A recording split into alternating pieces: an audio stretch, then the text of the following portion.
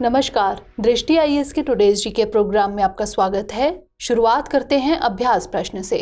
प्रश्न था, संविधान सभा द्वारा राष्ट्रीय ध्वज को कब अपनाया गया था? 22 जुलाई 1947, 9 दिसंबर 1946, 10 नवंबर 1947 या फिर 23 जनवरी 1947। इसका सही जवाब है ऑप्शन ए, 22 जुलाई 1947।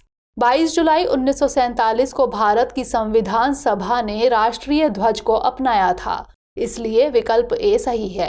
संविधान सभा में जवाहरलाल नेहरू ने कहा था कि भारत का राष्ट्रीय ध्वज तिरंगा होगा, जिसमें गहरे केसरिया, सफेद और गहरे हरे रंग की समान अनुपात में क्षैतिज पट्टियां होंगी। सफेद पट्टी के बीच में चरखे का प्रतिनिधित्व करने के लिए गहरे नीले रंग में एक चक्र होगा, जो सारनाथ के अशोक स्तंभ में लगे चक्र के समान होगा।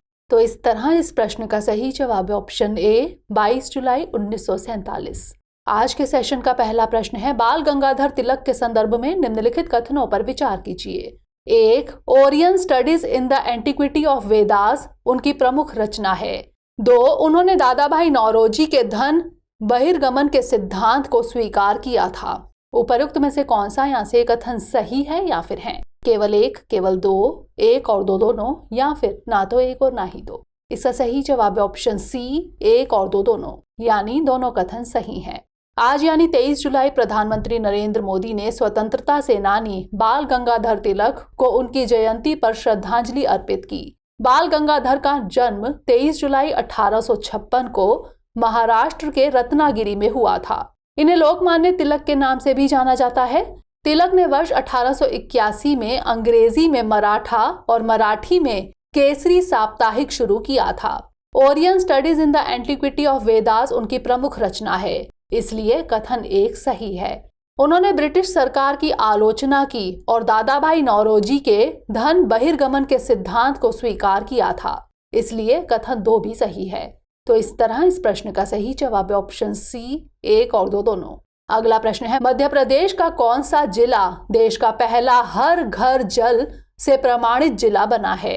बुरहानपुर, बड़वानी, बैतूल या फिर ग्वालियर? इसका सही जवाब है ऑप्शन ए, बुरहानपुर। हाल ही में मध्य प्रदेश का बुरहानपुर जिला देश का पहला हर घर जल प्रमाणित जिला बन गया है, इसलिए विकल्प ए सही है। बुरहानपुर देश का एकमात्र जिला है जहां 254 गांवों की ग्राम सभाओं ने एक प्रस्ताव पारित करके अपने गांव को हर घर जल घोषित किया है। इस प्रस्ताव में यह प्रमाणित किया गया है कि गांव के सभी लोगों को नल के माध्यम से सुरक्षित पेयजल उपलब्ध है। आपको बता दें कि 15 अगस्त 2019 को जल जीवन मिशन के शुभारंभ के समय बुरहानपुर में लगभग 37% लोगों के पास नल कनेक्शन के माध्यम से पेयजल उपलब्ध था। जल जीवन मिशन की परिकल्पना ग्रामीण भारत के सभी घरों में 2024 तक व्यक्तिगत घरेलू नल कनेक्शन के जरिए सुरक्षित और पर्याप्त पेयजल उपलब्ध कराने के लिए की गई है। तो इस तरह इस प्रश्न का सही जवाब है ऑप्शन ए, बुरहानपुर। अगला प्रश्न है, राष्ट्रीय फिल्म पुरस्कारों की स्थापना किस वर्ष हुई थी? 1953, 1954, 1955 या फिर 1956? इसका सही जवाब है ऑप्शन बी, 1954। हाल ही में 68वें राष्ट्रीय फिल्म पुरस्कारों के विजेताओं की घोषणा की गई।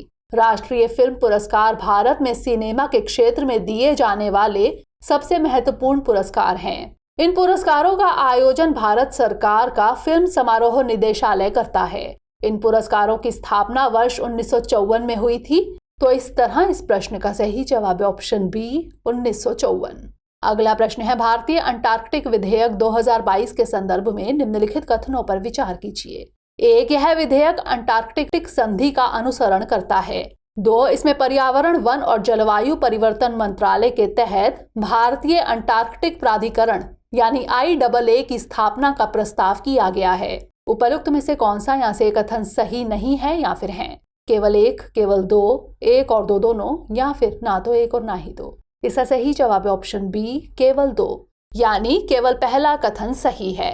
हाल ही में लोकसभा ने भारतीय अंटार्कटिक विधेयक 2022 को पारित कर दिया। इस विधेयक को पृथ्वी विज्ञान मंत्री डॉक्टर जितेंद्र सिंह द्वारा पेश किया गया था। इस विधेयक का उद्देश्य भारत द्वारा अंटार्कटिक पर्यावरण और इस पर आश्रित एवं संबद्ध पारिस्थितिकी तंत्र की रक्षा के लिए राष्ट्रीय उपाय करना है। यह विधेयक अंटार्कटिक संधि और अंटार्कटिक समुद्री जीव संसाधनों के संरक्षण पर सम्मेलन के प्रति भारत के दायित्व के अनुरूप है, इसलिए कथन 1 सही है। इस विधेयक में पृथ्वी विज्ञान मंत्रालय के तहत भारतीय अंटार्कटिक प्राधिकरण यानी IAA स्थापित करने का प्रस्ताव रखा गया है, इसलिए कथन 2 सही नहीं है। यह एक सर्वोच्च निर्णय लेने वाला प्राधिकरण होगा जो आर्कटिक क्षेत्र के लिए गतिविधियों को सुगम बनाएगा। तो इस तरह इस प्रश्न का सही जवाब है ऑप्शन बी, केवल 2। अगला प्रश्न है, दुनिया में पाम ऑयल का सबसे बड़ा उत्पादक देश कौन है? मलेशिया, थाईलैंड, इंडोनेशिया या फिर नाइजीरिया? इसका सही जवाब है ऑप्शन सी, इंडोनेशिया।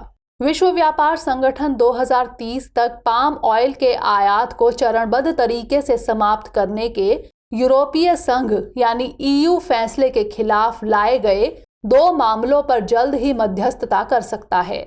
आपको बता दें कि विश्व के 2 सबसे बड़े पाम ऑयल उत्पादक इंडोनेशिया और मलेशिया ने EU के फैसले के खिलाफ शिकायत दर्ज कराई थी। इंडोनेशिया दुनिया का सबसे बड़ा पाम ऑयल उत्पादक देश है। तो इस तरह इस प्रश्न का सही जवाब है ऑप्शन सी, इंडोनेशिया। अगला प्रश्न है, पारसनाथ पहाड़ी जो जैनियों का एक पवित्र स्थल है किस राज्य में स्थित है? छत्तीसगढ़, झारखंड, उड़ीसा या फिर बिहार? इसका सही जवाब है ऑप्शन बी, झारखंड।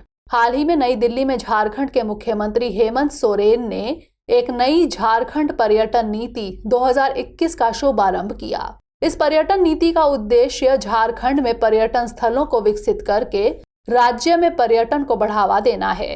पारसनाथ पहाड़ी झारखंड के गिरिडीह जिले में स्थित पहाड़ियों की एक श्रृंखला है जो जैनियों के लिए एक महत्वपूर्ण तीर्थ स्थल है, इसलिए विकल्प बी सही है। इसका नाम जैन धर्म के 23वें तीर्थंकर पारसनाथ के नाम पर पड़ा है।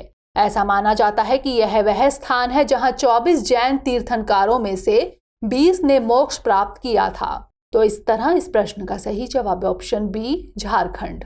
अगला प्रश्न है, अफ्रीकी चीता IUCN की रेड लिस्ट में किस समूह में शामिल है? एंडेंजर्ड, नियर थ्रेटन्ड, वल्नरेबल या फिर क्रिटिकली एंडेंजर्ड? इसका सही जवाब है ऑप्शन सी, वल्नरेबल। अगले महीने दक्षिण अफ्रीका से भारत आने वाले 12 अफ्रीकी चीतों को उनकी अंतर महाद्वीपीय यात्रा के लिए तैयार किया जा रहा है।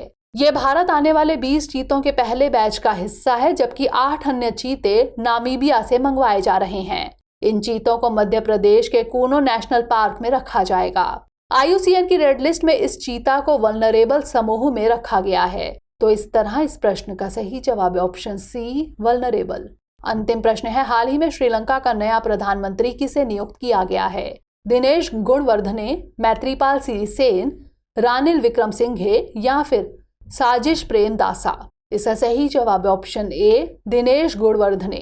हाल ही में नवनिर्वाचित राष्ट्रपति रानिल विक्रमसिंघे के स्कूली मित्र और राजनीतिक दिग्गज दिनेश गुणवर्धने ने श्रीलंका के प्रधानमंत्री के तौर पर शपथ ली, इसलिए विकल्प ए सही है। दिनेश गुणवर्धने देश के विदेश और शिक्षा मंत्री के रूप में कार्य किया है। उन्हें पूर्व राष्ट्रपति राजपक्षे द्वारा इस वर्ष अप्रैल में राष्ट्र के गृह मंत्री के रूप में नियुक्त किया गया है। आपको बता दें कि गुणवर्धने के माता पिता दोनों ने भारत के स्वतंत्रता आंदोलन में भागीदारी की थी। तो इस तरह इस प्रश्न का सही जवाब है ऑप्शन ए, दिनेश गुणवर्धने। आइए अब नोट कर लेते हैं आज का अभ्यास प्रश्न। आनुवंशिकी यानी जेनेटिक्स का पिता किसे कहा जाता है? Gregor Mendel, Albert Einstein, Antoine Lavoisier या फिर आर्किमिडीज? इसका उत्तर हमें कमेंट सेक्शन में जरूर भेजिएगा। अगले सेशन में नए प्रश्नों के साथ मिलेंगे। तब तक के लिए पढ़ते रहिए एंड स्टे मोटिवेटेड।